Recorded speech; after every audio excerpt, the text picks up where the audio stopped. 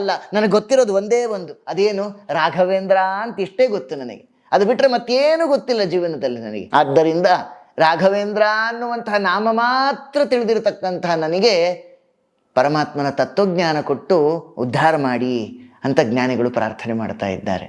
ನೇಮವು ಎನಗೆಲ್ಲಿ ಇರುವುದು ಕಾಮಾಧಮನಲ್ಲಿ. ಯಾಕೆ ನಮಗೆ ಜೀವನದಲ್ಲಿ ನೇಮ, ನಿಷ್ಠೆ ಇದು ಯಾವುದರಲ್ಲೂ ಆಸಕ್ತಿ ಇಲ್ಲ ಅಂದರೆ, ನಾನು ವೈಷಯಿಕ ವಿಷಯ ಪದಾರ್ಥದಲ್ಲೇ ಕಾಮಾಂಧನಾಗಿದ್ದೇನೆ. ಅದರಲ್ಲೇ ನನಗೆ ಕಾಮನೆ, ಅದು ಬೇಕು, ಇದು ಬೇಕು, ಇದು ಬೇಕು, ಅದು ಬೇಕು ಅಂತ ಆ ಲೌಕಿಕದ ಲೋಲುಪತೆಯಲ್ಲೇ ನನ್ನ ಜೀವನವನ್ನು ನಡೆಸ್ತಾ ಇದ್ದೇನೆ. ಈ ಮಧ್ಯದಲ್ಲಿ ನನಗೆ ಆಧ್ಯಾತ್ಮಿಕ ಮಾರ್ಗ ರುಚಿಸ್ತಾ ಇಲ್ಲ. ಆದರೆ ನೀವು ನನ್ನನ್ನು ಉದ್ಧಾರ ಮಾಡಿ ಜ್ಞಾನ ಕೊಟ್ಟು ರಕ್ಷಣೆ ಮಾಡಿ ಅಂತ ಜ್ಞಾನಿಗಳು ಇಲ್ಲಿ ಪ್ರಾರ್ಥನೆ ಮಾಡ್ತಾ ಇದ್ದಾರೆ. ಮಂತ್ರವ ನಾನರಿಯೇ